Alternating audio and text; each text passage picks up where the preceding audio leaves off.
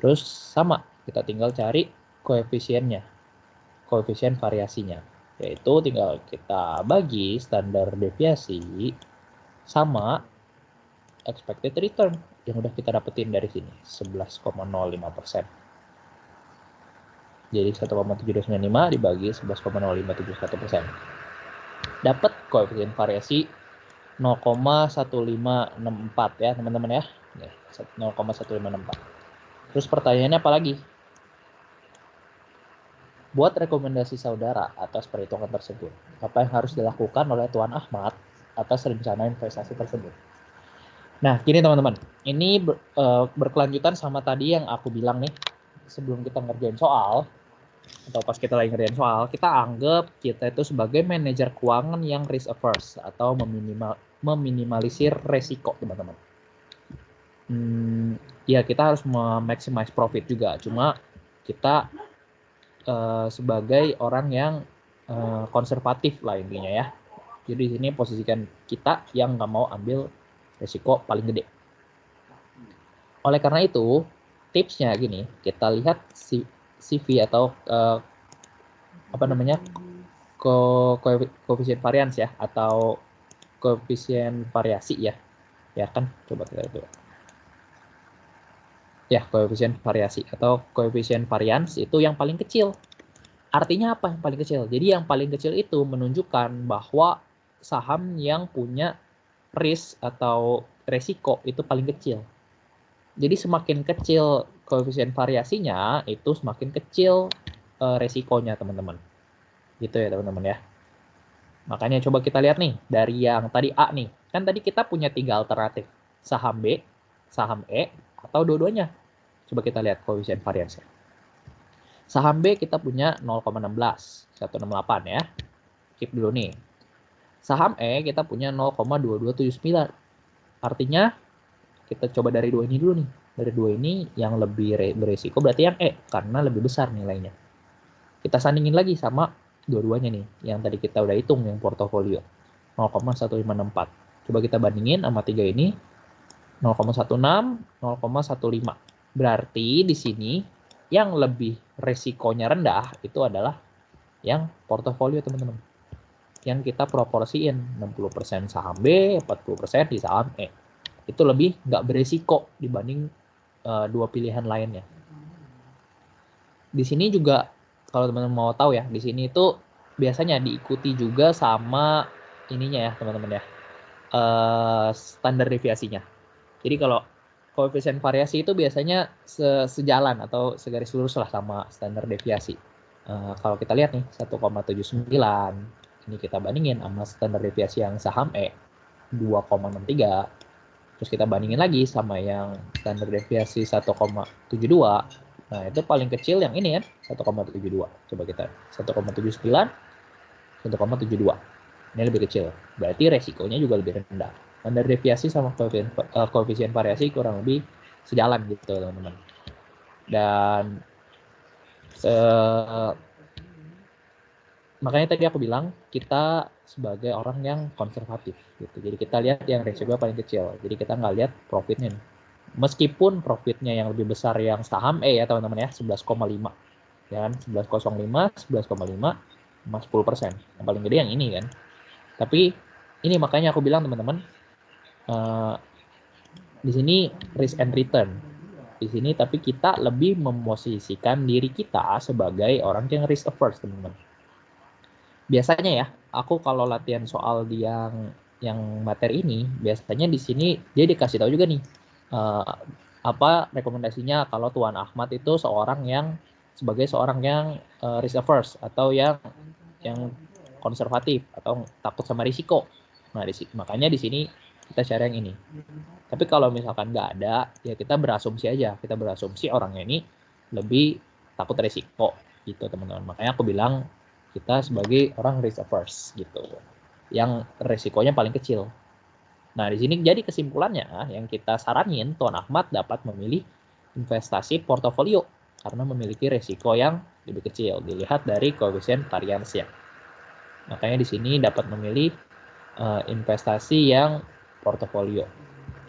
Gitu ya, teman-teman ya. Jadi kombinasi ini ya kombinasi dari kedua saham, dari saham E dan saham B dan saham E ya teman-teman ya. Nah, mungkin dari materi risk and return ini udah cukup jelas teman-teman. Ada yang kurang jelas atau ada yang ingin ditanyakan?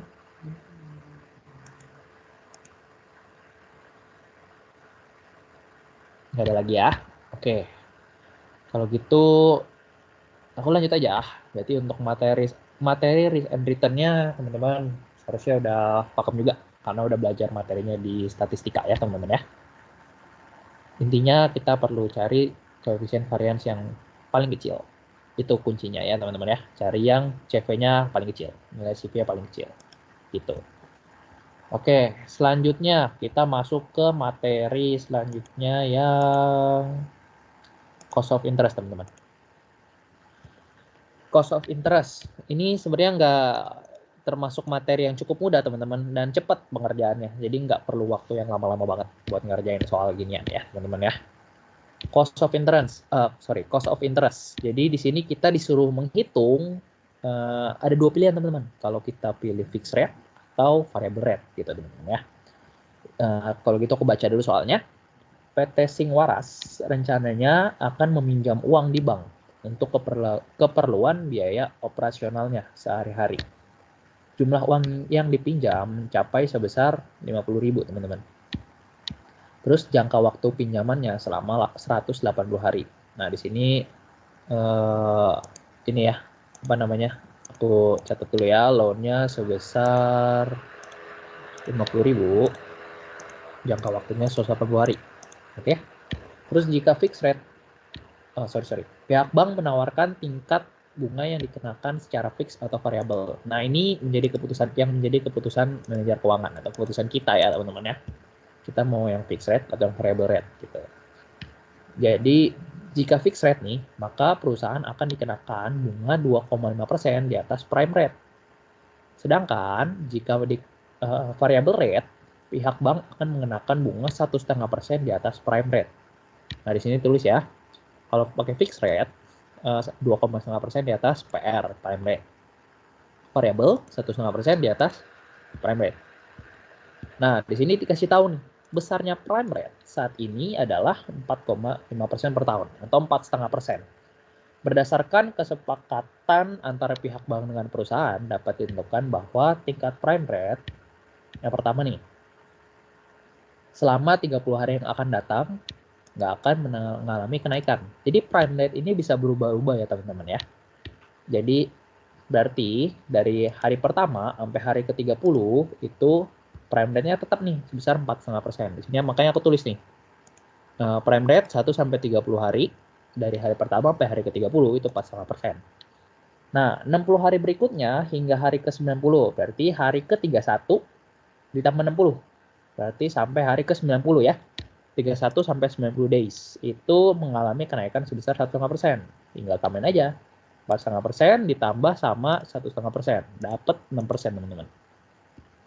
Selanjutnya 90 hari berikutnya berarti dari hari ke-91 ditambah 90 sampai hari ke-180 ya. Nah, berarti sesuai ya waktu pinjamannya itu 180 hari. Jadi 90 hari berikutnya mengalami kenaikan 1,5%. Ya udah, kita tinggal 6% ditambah 1,5%, dapat 7,5%. Nah, di sini kita disuruh hitung cost of interest loan-nya. Kalau kita pakai fixed rate sama kalau kita pakai variable rate. Terus di sini kita disuruh pilih pinjaman manakah yang akan dipilih. Nah, terus kita harus kasih tahu alasannya. Makanya di sini kita harus hitung pakai fixed rate, satu lagi kita hitung pakai variable rate. Nah, kalau fixed rate gampang teman-teman, karena namanya juga udah fixed rate ya. Jadi bunga yang kita bayarin ya tetap gitu loh. Kalau variable rate, nah ini agak PR-nya di sini. Cuma sebenarnya nggak akan terlalu susah banget ya teman-teman ya. Ini termasuk materi yang cukup mudah, jadi pengerjaannya bisa dibilang cepat teman-teman. Ya mungkin butuh 15 menit lah, 10 sampai 15 menit. Nah, di sini kita tinggal kalau di sini aku punya dua cara, teman-teman. Di sini aku akan kasih cara yang pertama dulu, teman-teman ya.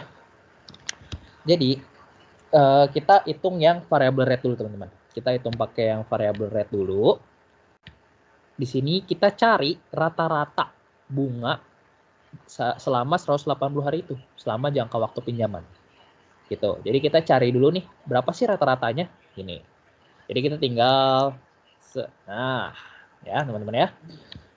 Hari pertama sampai hari 30 itu kita punya prime rate kan 4,5% teman-teman ya. Sebentar. 4,5% besarnya prime rate saat ini. 4%. Oh sorry teman-teman ya. Jadi sini aku ada sedikit kesalahan ya teman-teman ya. Sini aku pakai prime rate-nya langsung. Seharusnya ini 6% ya. Karena dia akan bilang nih, prime rate kan 4,5% teman-teman. Prime rate 4,5% per tahun. Sedangkan kalau kita pakai variable rate itu dikenakan 1,5% di atas prime rate. Berarti di sini kita pakai 6% ya teman-teman ya. 6. Nah, 6% di sini juga berarti kita naikin lagi ya, jadi 7,5%, 7,5, terus bawahnya ini dua. Terus di sini atasnya 7,5%, kita tinggal naikin jadi 9%. Nah, ini ya teman-teman ya. Jadi oke. Di sini kita tinggal kali. Kalau kita pakai prime rate, kita kan pakai variable rate nih teman-teman ya. 6% kita tinggal kali sama 30 hari. Di sini aku pakai 30 per 365 ya. Asumsi 1 tahun 365 hari. Sebenarnya kalau teman-teman mau pakai 360 juga nggak masalah sih. Biar perhitungannya lebih bulat ya teman-teman. Sini aku ikutin ini. Tapi 360 deh biar lebih gampang. Tapi sebenarnya tergantung teman-teman ya. Kalau misalnya tergantung dosen juga teman-teman. Dosen teman-teman nggak masalah pakai 360 boleh. Kalau misalkan maunya 365 ya tinggal sesuaiin aja sama dosen masing-masing. Jadi di sini kita cari rata-ratanya teman-teman ya. Rata-rata. Jadi kalau 30 hari pertama 6% tinggal kita kali berapa lama harinya 30 hari per 360. Jadi kita tinggal ini berarti salah nih ya, bukan 4,5%. Sini 6%. Sini aku pakai 30 per 360 deh. Nah, di sini dapat 0,5%. Nah, sama nih seterusnya juga nih. 7,5% itu kan kalau udah naik kan naik 1,5% jadi 7,5% ya. Selama 60 hari. Makanya di sini 60 per 360. Yuk, kita ganti lagi rumusnya. 7,5% 60 per 360. Dapat 1,25%. Nah, selanjutnya naik lagi 1,5%. Jadi 9% kan? 90 per 360. Kita ganti lagi rumusnya ya. 9%, 30, 360. Nah, kita dapat 2,25%. Setelah itu kita apa? Kita tambahin semua. Kita tambahin semua ininya teman-teman. Kita tambahin semua rate-nya. Jadi berapa sih total rate yang harus kita bayar selama 180 hari? Itu totalnya 4% teman-teman. Bentar ya.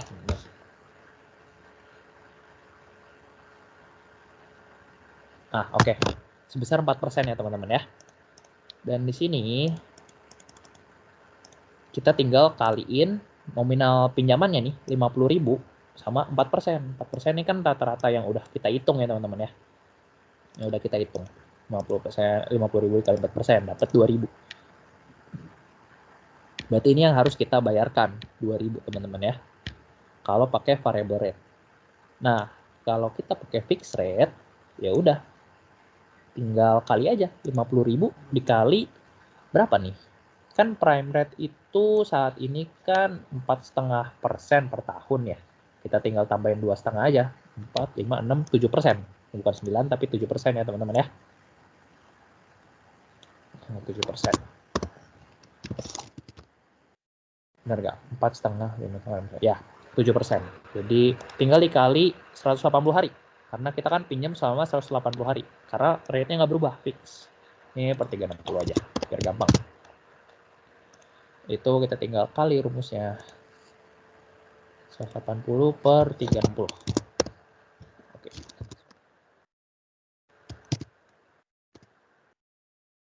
Kita dapat sebesar berapa nih ya? Nah, sebesar 1750 teman-teman. Nah, dari perhitungan ini kan kita dapat nih, kalau kita pakai variable rate yang harus kita bayar itu sebesar 2000. Sedangkan kalau pakai fixed rate yang harus kita bayar sebesar 1750 teman-teman. Nah, jadi manakah yang harus kita pilih? Ya jelas yang lebih rendah dong teman-teman. Yang lebih rendah 2000 per 17 sama 1750. Berarti di sini kita akan memilih 1750. Ini salah ya teman-teman. Tadi karena aku hitungnya salah, tadi kan lebih rendah yang variabel, makanya di sini aku tulisnya variabel. Ini aku ganti dulu. Yang ini pilih adalah fixed rate karena menghasilkan cost yang lebih kecil dari variable rate. Nah, ini ya teman-teman ya. Nah, ini kalau menurut aku ini pakai cara yang pertama, kita cari semuanya cost-nya dari interest selama variable rate. Nah, aku juga ada satu cara lagi teman-teman ya untuk menghitung apa namanya variable rate teman-teman. Jadi di sini sebentar. Oh ya. Jadi di sini kita tinggal apa? Kita tinggal kali sama 50.000. Jadi proporsi ini nih 6% sama 30/60 kita tinggal kali sama 50.000 masing-masing. Jadi di sini kita bisa tahu untuk 30 hari pertama kita bayar interest berapa. Sini ya. Ini aku pakai rumus ini 50.000 dikali sama yang 6% ini nih, kita kali 30 per 360 aja. Biar bulat angkanya. Nah, berarti 30 hari pertama kita bayar 250 perak. Atau ini perak apa dolar ya? Dolar, 250 dolar teman-teman. Di 30 hari pertama. Selanjutnya juga sama. Kita tinggal 7,5% nih, 7,5% 60 hari kedua ya. 60 hari ya, 30 per 360. Dikali 50.000 teman-teman. Dapat 625. Yang ketiga juga sama, 90 per 360 biar bulat deh. Nah, dapat kan? Berarti di sini kalau kita sum dapat hasil 2000 juga teman-teman. Mana ya? Nah, sama kan sama yang ini teman-teman. Nah, jadi preferensi teman-teman aja mau milih yang rata-rata yang sorry bukan rata-rata yang jumlahin yang total interestnya yang kita bayarin atau langsung ke angkanya. Kalau aku sih sebenarnya lebih suka atau lebih prefer ke angkanya sih, jadi kayak kita langsung gitu karena kita langsung kali sama loan-nya gitu loh, kita langsung kali sama jumlah yang kita pinjam 50.000-nya itu lebih enak gitu langsung, toh pun hasilnya sama kan 2.000 juga kan. Jadi silakan teman-teman preferensi aja mau pilih yang mana, yang rata-ratain bukan rata-ratain, jumlahin yang interestnya dulu atau satu-satuin nih yang dikali 50.000. Hasil akhirnya bakalan sama. Kalau untuk fixed rate semua sama, langsung dikali karena kan dia nominalnya sama gitu. Nah, oke. Gitu ya untuk kedua cara ngitung variable rate-nya. Ini bebas saya teman-teman mau pilih yang mana, nyamannya yang mana. Gitu aja ya teman-teman ya. Dan tadi yang kayak tadi udah aku bilang, kita bakal milih fixed rate karena kita menghasilkan cost yang lebih kecil. Jadi maksudnya kita bayar bunganya, kan kita mau minjem nih, coba kita baca ya, akan meminjam uang. Nah, kita mau pakai yang mana? Rate-nya yang mana? Ya yang pasti yang lebih murah dong. Nggak mungkin dong kita mau bayar bunga lebih mahal, ya kan? Kalau kita disuruh pilih, kamu mau bayar bunga 2.000 apa 1.750? Ya orang pasti akan lebih milih inilah, karena lebih murah gitu kan, dibandingkan yang 2.000 gitu. Makanya di sini kita pilih pembayaran bunga yang paling murah, menggunakan fixed rate teman-teman. Itu ya, untuk fixed and variable rate. Nah, gimana nih teman-teman? Apakah sudah mengerti atau pusing? Atau ada yang ingin tanya sampai pembahasan ini, cost of interest? Yuk, masih tinggal 2 lagi nih, teman-teman. Nggak ada ya? Oke, aman seharusnya. Kalau gitu, kita langsung lanjut aja ke current liabilities management. Ini yang cost of interest udah oke ya. Ini by the way kalian diem-diem aja, ini mengerti banget atau nggak mengerti banget nih. Pilihannya cuma dua nih. Kalau diem doang itu antara ngerti sama nggak ngerti sama sekali. Ya udah, kita lanjut dulu aja ya. Kalau nggak ngerti, mungkin nanti teman-teman nggak ngerti di akhir, itu teman-teman boleh nanya aku secara pribadi. Kalau misalkan malu nanyanya di sini, ya bolehlah nanya secara pribadi. Mungkin boleh nanya di Teams. Kok perhitungannya gimana? Ya nanti sebisa mungkin aku jawab, bantuin gitu ya teman-teman ya. Oke, kita lanjut ke materi Current Liabilities Management. Nah, di Current Liabilities Management ini, aku bacain ya soalnya ya. PT Berlian Indah. FYI juga teman-teman, FYI ini cukup sering keluar soalnya di ujian teman-teman. Di sini aku latihan soal juga cukup sering keluar. Kuis sama dosen juga sering keluar. Jadi ini yang aku pernah keluar di kurang lebih yang agak sering keluar itu current liabilities, risk and return itu keluar teman-teman. Kalau cost of interest kayaknya mungkin karena gampang ya teman-teman, jadi mungkin nggak keluar kali ya. Kita nggak tahu juga mungkin tahun ini keluar apa enggak ya cost of interestnya. Tapi yang biasanya keluar sih ini current asset juga tuh keluar tuh ya, yang agak jelimet tadi tuh, sama kalau yang working capital belum tentu sih.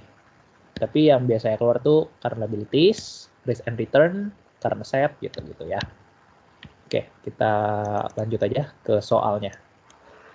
PT Berlian Indah mendapatkan 5 tawaran pemasok bahan baku yang masing-masing mempunyai credit terms yang berbeda-beda. Nah, di sini ada tulisan ini, asumsi 1 tahun 360 hari. Nah, di sini ada daftar pemasoknya teman-teman. Di sini aku, kalau teman-teman kurang jeli matanya, ya udah aku udah kopas ke yang ini. Supplier, credit terms. Suppliernya ini 5, terus ini termin ya. Kalau teman-teman udah belajar di akuntansi dasar 1, atau waktu SMA udah belajar akuntansinya yang jurusan IPS, ini itu termin ya, termin pembayaran 1/10, net 40, 2/20, net 60, dan seterusnya. Jadi ini aku jelasin ulang deh kalau misalkan teman-teman lupa. Jadi maksud dari termin pembayaran itu, nih kita lihat ya, 1/10 net 40. Maksudnya apa? Jadi kita kan punya supplier ya, kita beli, intinya kita beli bahan baku, kita beli barang. Nah, ini orang yang jual, vendornya, orang supplier yang nyuplai barangnya ke kita. Dia ngasih kita termin, kalau lu bisa ngelunasin pembayaran kredit lu kurang dari 10 hari, berarti bakal dapat diskon 1%. Tapi batas akhir pembayarannya net itu 40 hari. Nah, gitu cara bacanya. Jadi kalau kita ngelunasin pembayaran utang kita kurang dari 10 hari dari jangka waktu pembelian, itu kita bakal dapat cash discount sebesar 1%. Bakal dapat purchase discount ya teman-teman ya, sebesar 1%. Tapi batas akhir pembayarannya 40 hari. Sama nih juga 2% kalau kurang dari 20 hari, batas akhir 60. Dapat 3% kalau kita lunasin kurang dari 30 hari, netnya 90, dan seterusnya teman-teman ya. Gitu cara bacanya, termin kreditnya ya. Oke, lanjut lagi ke soalnya. Nah, di sini langsung ke soal ya. Hitunglah berapa besarnya cost of giving up cash discount dari masing-masing pemasok tersebut. Oke, kita stop sampai sini dulu ya. Berapa besarnya cost of giving up cash discount? Ya. Nah, di sini ada rumus teman-teman. Rumusnya itu CD itu cash discount ya teman-teman ya. Cash discount, jadi di sini aku biasanya aku singkat cost of GUCD, giving up cash discount. GUCD aja ya. Jadi GUCD itu rumusnya itu cash discount dibagi 100% dikurangin cash discountnya dikali 1 tahun dibagi M. Nah, gimana sih aplikasinya? Kita kalau misalkan rumus ini kan bingung ya, kita langsung ke aplikasinya aja deh. Jadi kita hitung satu-satu teman-teman. Berapa sih biayanya kalau kita giving up cash discount-nya gitu. Nah, di sini kita hitung satu-satu supplier. Dari PT Tugu dulu. Di sini, tadi kan aku udah bilang nih, kita bakal dapat cash discount sebesar 1% kalau kita lunasin kurang dari 10 hari. Dan netnya 40 hari. Atau batas deadline pembayaran terakhirnya 40 hari. Gitu ya teman-teman ya. Due-nya 40 hari. Maka itu kita dapat cash discount 1% kan? 1% dibagi 100% dikurangin 1% ini. Dikurangin cash discount-nya yang tadi kita dapetin. Dikali 1 tahun, asumsinya tadi 360 hari ya, ada di soal nih. Asumsi 1 tahun 360 hari, dibagi N. N tuh dapat dari mana nih? N itu kita dapat dari selisih net atau selisih dari batas akhir pembayarannya dikurangin sama berapa hari yang kalau kita lunasin dapat cash discount-nya. Jadi 40 kurang 10 teman-teman. Jadi 360 dibagi 40 kurang 10. Nah udah kita tinggal hitung aja rumusnya nih. Nah ini ya. 1% dibagi 100 kurang 1 dikali 360 bagi 40 kurang 10. Dapat hasilnya 12,12% teman-teman.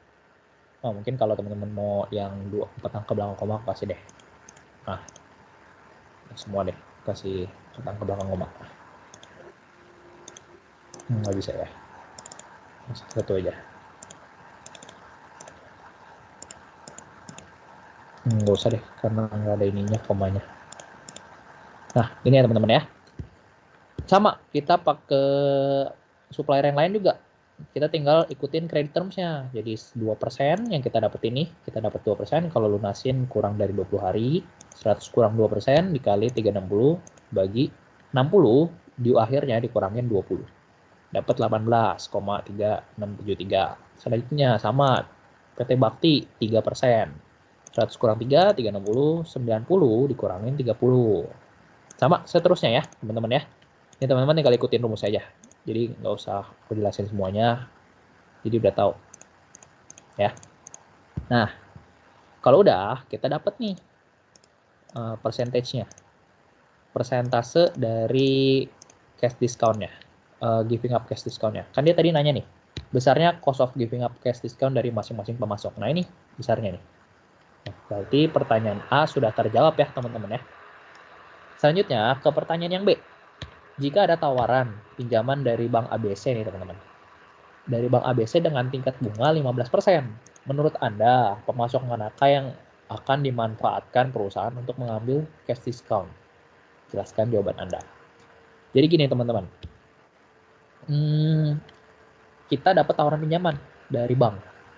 Bunganya 15%. Berarti yang harus kita bayarin ke Bank ABC itu 15%. Oke, sampai sini nangkep ya. 15% yang harus kita bayarin.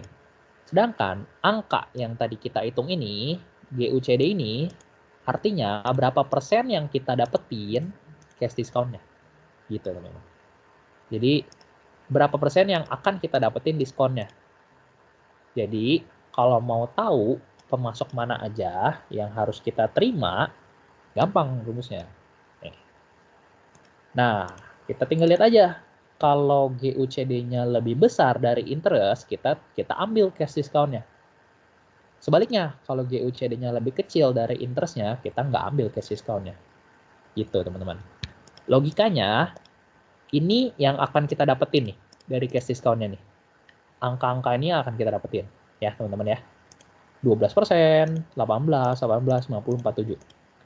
Nah, kalau yang kita dapetin itu harus lebih besar dong yang dari yang kita keluarin. Karena interest ini kan kita mesti bayar, bener gak? Kalau kita dapetin cuma 12%, sedangkan kita harus bayar interest itu 15%, ya berarti kita rugi. Ya kita bayar lebih banyak dong dari apa yang udah kita dapetin, dari cash discount yang udah kita dapetin. Jadi intinya kita tuh mau minjem uang ke bank buat bayar supplier gitu lah. Buat bayar supplier gitu loh. Jadi kita mau dapetin cash discount-nya doang gitu. Dengan cara pinjam uang ke bank gitu. Di sini kita lihat yang mana yang lebih profitable gitu loh. Makanya di sini aku kuningin yang di atas 15% teman-teman. Ini kan udah di atas 19% ya. Berarti pemasukan yang kita dapetin lebih besar dari pengeluaran yang harus kita bayar buat interest atau bunga ke bank ABC tadi. Berarti supplier-supplier yang bisa kita pertimbangkan, yang kita bisa manfaatkan untuk mengambil cash discount-nya, ya betul berarti 4 ini. Simakar, Bakti, Sukma, dan Abadi. Si Tugu enggak, karena cash discount-nya terlalu kecil gitu. Lebih mahal kita bayar interest-nya gitu. Dan berarti kalau ya dibilang yang mana yang harus kita terima, ya berarti yang ini, yang paling gede dong, yang si PT Sukma ini, yang paling gede. Gitu teman-teman ya. Tapi kan dia nggak nanya, dia kan cuma nanya supplier mana aja, berarti 4 ini aja gitu. Yang artinya bisa kita ambil cash discount-nya dengan cara pinjam duit ke bank. Gitu. Oke, next. Jika pemasok PT Bakti memberikan pelonggaran dengan memperpanjang jatuh tempo kreditnya selama 20 hari. Hitunglah berapa persen besarnya approximately cost of giving up cash discount. Nah, berarti yang GUCD tadi ya. Dan apakah pinjaman dari Bank ABC tersebut bisa kita terima? Nah, gitu. Jadi intinya PT Bakti ini nih, tadi kan dia 3/30 net 90. Terus dia bilang, dia ngasih pelonggaran nih, memperpanjang jatuh tempo kreditnya selama 20 hari. Berarti yang tadinya dia due-nya 90 hari, kita berubah jadi 110 hari. Ditambahin 20 hari dong, 90 tambah 20, 110. Berarti 3/30 net 110. Gitu teman-teman. Lalu kita tinggal masukin ke rumus yang tadi. Cost of GUCD. 3% bagi 100 kurang 3% dikali 360 per 110 netnya dikurang 30. Dapatlah 13,92%. Nah, terus dia tanya kan, gimana kita bisa ambil nggak interest dari bank ini? Nggak bisa dong. Bukan nggak bisa, rugi kalau kita ambil gitu. Kenapa? Karena lebih kecil, ya kan? 13,92 lebih kecil dari 15%. Berarti kita nggak ambil cash discount-nya kalau dia longgarin waktu pembayaran. Gitu. Nah, kalau ditanya, kenapa sih teman-teman? Kenapa bisa kalau lebih lama itu malah kita jadi rugi gitu loh. Karena logikanya gini teman-teman. Coba teman-teman mikir secara logika aja. Kalau kita minjem uang ke bank nih teman-teman, kita kan harus bayar bunga. Teman-teman. Kalau uang yang kita pinjemin itu semakin lama, berarti uang untuk bunga yang kita bayar, yang harus kita bayar buat bunga bank itu pasti lebih banyak. Benar kan? Kalau uangnya yang kita tahan lebih lama, kita nggak bayar banknya itu lebih lama, ya berarti semakin banyak interest yang harus kita bayar, gitu teman-teman. Makanya di sini nilai giving up cash discount itu lebih kecil, gitu teman-teman logikanya. Jadi dia nggak ambil cash discount-nya. Nah, gitu teman-teman. Ya aku harap penjelasannya cukup memudahkan, teman-teman bisa mengerti ya. Nah, ini untuk current liabilities management. Gimana? Teman-teman sejauh ini masih bisa ngikutin ya? Ada yang mau ditanya dulu? Sebelum kita masuk ke materi terakhir nih. Inventory management. Masih bisa waktunya. Nggak ada ya? Oke. Nggak ada yang ingin ditanya. Oke, semoga-moga mengerti. Kalau nggak ngerti, tinggal ini kan di record, teman-teman putar ulang aja videonya. Atau mau tanya ke aku silakan ya. Kalau masih nggak ngerti. Tapi harusnya udah mengerti ya. Oke, kita masuk ke materi terakhir ya teman-teman. Inventory management. Inventory management ini harusnya teman-teman mudah untuk dicerna karena lagi dan lagi ini materi Akmen 1 teman-teman. Materi EOQ. Yang bisa dibilang paling gampangnya gitu. Paling gampangnya di Akmen ya teman-teman. Karena isinya cuma rumus gitu. Cuma rumus, kita tinggal masukin rumus aja gitu loh. Jadi asal teman-teman punya rumus, ya kebanyakan juga begini sih, kayak working capital, risk and return ya, asal teman-teman punya rumus, ya udah teman-teman bisa kerjain ya, tinggal masukin ke rumusnya aja gitu. Ini nggak terlalu susah banget gitu teman-teman. Oke, untuk inventory management aku lanjut untuk bacain soalnya ya. PT Adil Makmur adalah produsen semen yang cukup dikenal di Bekasi. Untuk pembelian bahan baku semen, harga setiap kilogramnya 50.000 dan setiap kali pesan diperlukan biaya 1,5 juta. Nah, stop dulu deh. Harga setiap kilogram itu 50.000. Berarti harga bahan bakunya di sini kita 50.000 per kg ya. Terus di sini setiap kali pesan kita perlu biaya 1,5 juta. Berarti ordering cost teman-teman ya. Ordering cost-nya itu 1,5 juta per pesanan, per order. Berarti order cost-nya itu 1,5 juta per order. Terus lanjut lagi, besarnya biaya penyimpanan adalah 20% dari harga bahan baku semen. Berarti di sini C. Itu tinggal kita masukin 20% dikali harga bahan bakunya. Kan tadi bilang nih, harga bahan baku. Tadi harga bahan baku berapa? 50.000. Berarti tinggal kita kali 20% dikali 50.000 teman-teman. Dapat 10.000 per unit. Sebentar teman-teman. Oke. Berarti kita dapat biaya penyimpanan setiap unitnya itu sebesar 10.000. Gitu ya teman-teman ya. Lanjut lagi. Menurut pencatatan bagian gedung, pembelian yang optimal adalah 10.000 kg. Berarti S ya teman-teman ya, teman saya. Yang paling optimal nih itu kita beli 10.000 kg. Terus untuk menjaga stabilitas produksi diperlukan persediaan pengaman selama 15 hari.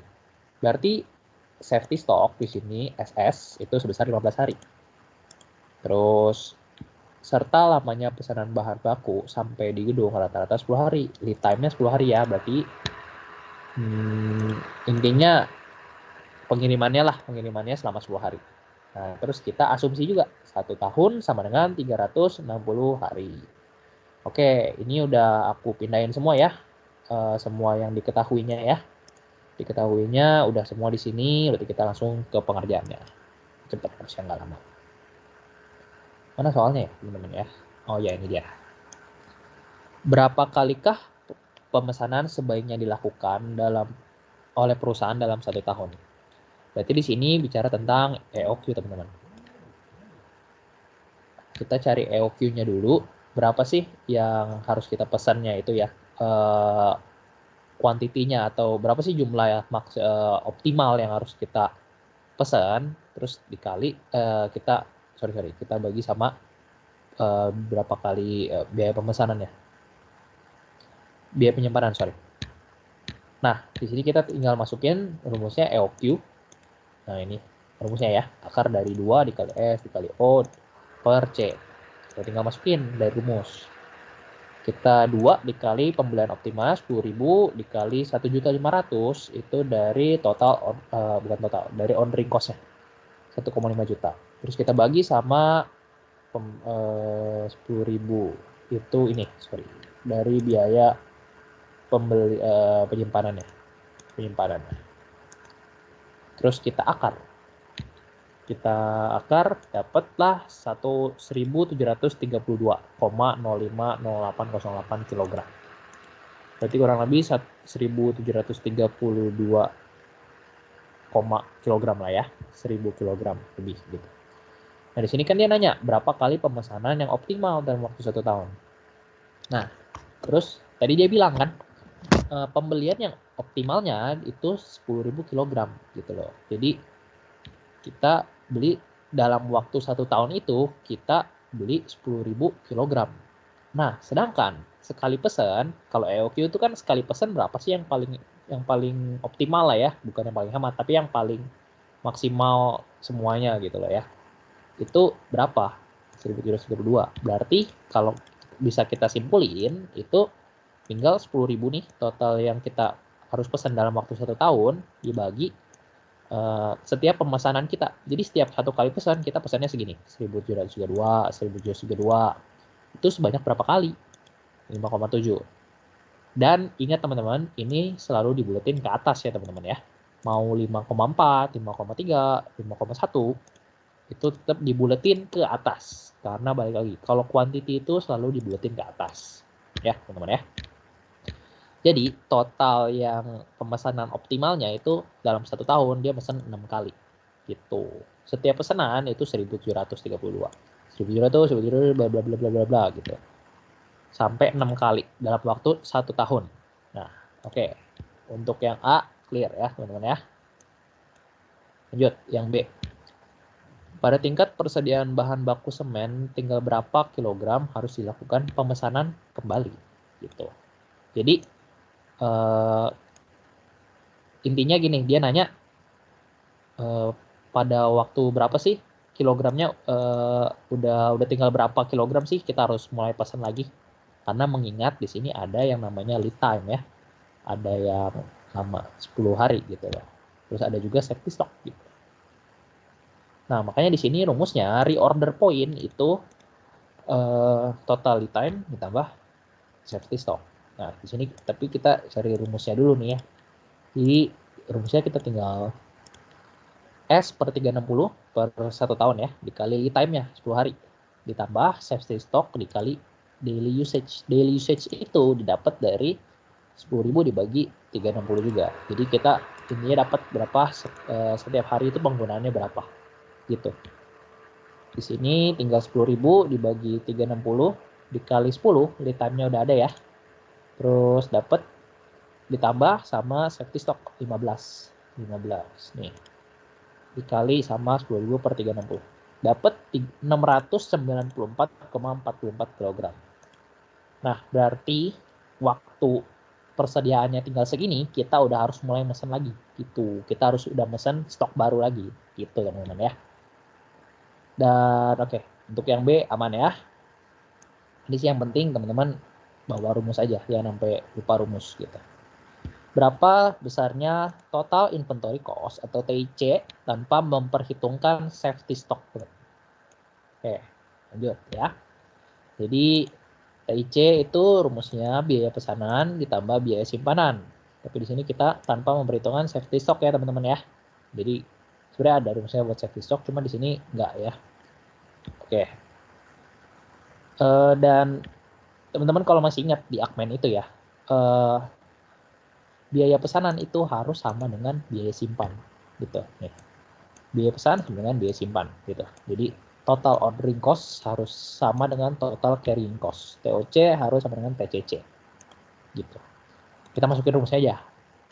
S dibagi EOQ dikali net orderingnya ya. Jadi orderingnya 1.500.000. 10.000 dibagi 1.132 dikali 1.500.000 ditambah sama EOQ-nya lagi 1.732 dibagi 2 dikali C. C ini apa tuh tadi? Biaya penyimpanan ya, teman-teman ya. Nah, jadi intinya kita mau bandingin biaya pesanan sama biaya simpanan gitu. Dapat hasilnya 8660, 254,04 sama juga, 8660 juga. Makanya di sini ini sama ini hasilnya tuh harus sama gitu, teman-teman. Kalau nggak sama berarti kemungkinan perhitungan teman-teman yang salah. Gitu ya. Lalu kita tinggal jumlahin aja. Berapa total inventory cost-nya? Dapat 17.320.508,08. Berarti total inventory cost-nya segitu ya. Lanjut. Apabila pemasok menawarkan potongan harga sebesar 10% dari harga bahan baku semen, jika dilakukan pembelian bahan baku dengan kelipatan 2.000 kg, berapa besarnya total inventory cost dan apakah tawaran tersebut ditolak? Jelaskan. Nah, ini. Jadi diskonnya yang kita dapat itu 10% dari harga bahan baku ya. Tadi harga bahan baku di sini berapa? 50.000 ya. 50.000 dapat diskon 10%. Berarti tinggal kita cari aja 50.000 dikali, kalau mau gampang ini aja, 50.000 dikali 90% teman-teman. Karena kan yang nggak di luar diskonnya. Dapat nanti 45.000 ya teman-teman ya. 50.000 dikali 90%. Dapat 45.000. Lalu kita tinggal cari total inventory cost-nya teman-teman. Kan di sini tanya kan total inventory cost-nya. Tapi dengan pemesanan 2.000 kg kelipatannya. Jadi kita nggak pakai yang EOQ ya. Jadi dia ngasih syarat gini, oke gua kasih lu diskon deh 45.000. Tapi lu pesannya 2.000. Jangan pesan 1.700 gitu. Ini kata si supplier gitu ya. Nah, di sini kita hitung berapa sih kalau kita pesannya 2000 kg, tapi kita dapat diskon. Nah, kira-kira lebih untung nggak kita nih? Nah, coba kita hitung ya. Berarti 10.000 dibagi 2.000, terus dikali ordering cost-nya nih, 1,5 juta. Ditambah 2.000 dibagi 2 kali 10.000. 10.000 yang tadi ya, biaya simpanannya itu. Ini dapat 10 juta, ini dapat 7 juta 500. Kalau kita totalin berarti dapat 17 juta 500, teman-teman. Nah, teman-teman, selanjutnya di sini kita ditanya lagi TIC total dulu ya. Oke, kita apa namanya? TIC totalnya dulu. Jadi tadi kita udah dapat 17,5 juta, kita tinggal ditambahin sama harga bahan baku yang setelah diskon dikali yang kita pesan berapa sih? Yang kita pesan kan 2.000 per pesanannya. Ini berarti total harganya gitu. Total yang kita beli ditambah 17,5, ditambah biaya-biaya ini, biaya pesanan sama biaya simpanan gitu. Dapat 107 juta 500 gitu, teman-teman. Nah, ini kalau kita pakai yang si ini. Kalau kita pakai yang si apa namanya? Si supplier punya gitu. Ini aku punya warna biru deh ya. Kalau yang si supplier bilang, kalau yang si supplier apa namanya? Si tadi dia bilang kalau lu beli 2.000 gua kasih deh diskon jadi 45.000 harganya. Jadi ini yang harus kita total harga yang harus kita keluarin. 107.500. Nah, terus kita hitung nih. Yang tadi nih, ini kan biaya pesanan sama simpanan ya. Yang tadi pakai EOQ ya. Nah, kita hitung juga nih yang pakai EOQ. TIC yang EOQ. 17 juta 320 ini kan kita ambil dari sini ya, teman-teman ya. Ditambah EOQ yang kita pesan nih, kuantitasnya ya, dikali harga bahan baku. Kan dia bilang kalau lu pesannya enggak 2.000 gua nggak kasih diskon. Berarti kita kali sama harga normal ya, teman-teman ya. Sini. Nah, di sini didapatkan juga ganti warna kuning. Nah, di sini kita dapetin totalnya 103 juta 923,48,5. Nah, kalau kita bandingin teman-teman, lebih murah yang mana? 107 atau 103? Udah pasti 103 dong. Artinya apa? Penawarannya ditolak. Karena total inventory cost-nya EOQ itu lebih kecil dari total inventory cost yang ditawarin sama pemasok gitu, teman-teman. Jadi kita tolak tawarannya itu. Teman-teman sebenarnya bisa lihat juga dari sini ya, dari TIC-nya. 17,3 sama 17,5 kan lebih kecil 17,3. Berarti otomatis kita tolak lah. Karena lebih murah biayanya kalau kita pesan pakai EOQ dibanding kita pesan pakai yang pemasok bilang gitu, yang si supplier bilang gue kasih diskon gitu-gitu. Ya mungkin itu ya kalah-kalahnya aja lah ya. Tapi intinya kita akan tetap bayar lebih mahal gitu dibanding kalau kita pesannya EOQ. Gitu, teman-teman. Jadi intinya lebih menguntungkan pakai yang EOQ. Makanya di sini penawarannya kita tolak. Nah, gitu teman-teman. Oke. Ini untuk materi yang inventory management. Oke, di sini teman-teman kita udah selesai nih bahasnya nih ya. Sudah semua dibahas. Kira-kira teman-teman dari di sini ada yang mau ditanya? Dari semua materi deh. Ada yang mau ditanya nih, working capital, current asset, inventory, risk and return, terus cost of interest, sama current liabilities management. Ada nggak nih? Oke, nggak ada yang mau ditanya ya. Kalau nggak ada yang mau ditanya, teman-teman mau nggak nih ininya, Excel-nya? Kalau mau nanti aku lampirin di Teams-nya.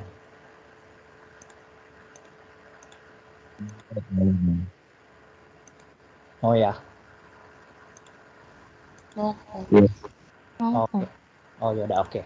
Kalau gitu nanti aku lampirin, teman-teman bisa belajar lagi sendiri di Excel-nya ini sendiri. Oke, paling untuk materi MK gitu aja, teman-teman. Paling ini lagi ya. Apa namanya? Aku kasih tahu lagi untuk terakhir kalinya, teman-teman dicoba belajar satu-satu ya, teman-teman. Nah, di sini untuk teorinya teman-teman bisa belajar sendiri. Di sini aku ngajarin hitungannya. Teman-teman bisa belajar satu-satu. Untuk current asset, working capital. Yang penting teman-teman bisa ngerti dan ada rumusnya. Dan yang penting tahu rumusnya. Kalau nggak tahu rumusnya biasanya susah ngerjainnya. Itu aja sih untuk manajemen keuangan ini. Ya hopefully kalian bisa ngerti semua dari yang aku jelasin ini. Thank you banget yang udah mau dengerin sampai akhir, dan sorry kalau misalkan ngomongnya agak kecepatan atau kelambatan atau berlibet-libet yang bikin kalian nggak ngerti. Kalau misalkan nggak ngerti, coba di review ulang aja materinya ini, atau teman-teman bisa ngeliat Excel-nya, atau boleh tanya langsung secara pribadi, chat ke aku. Gitu aja teman-teman ya. Terakhir, I wish nothing but best for your exam. Semoga nilainya memuaskan semua. Semoga mentoring ini bisa merangkap, bisa menaikkan nilai kalian lah, bisa kasih kalian menjadi nilainya lebih bagus lagi. Itulah intinya. Oke lah. Kalau gitu aku thank you banget udah teman-teman yang udah sampai akhir. Kalau gitu aku kembalikan lagi ke Iren. Thank you. Oke, terima kasih banyak Ko Jerry atas pembahasan materi UAS manajemen keuangannya. Terima kasih juga teman-teman peserta mentoring yang udah ikutin mentoring ini sampai akhir. Aku mau ingetin jangan lupa untuk isi form absensi, dan bagi yang belum isi form kuesioner dan SK, silahkan diisi juga ya teman-teman. Sekian mentoring untuk hari ini. Terima kasih Ko Jerry dan terima kasih juga semuanya. Udah boleh live ya. Thank you, Ko. Thank you. Thank you, Ko. Thank you, Bidang 1. Thank you, Ko. Thank you, Ren. Terima kasih, Kak. Thank you. Ya, sama-sama.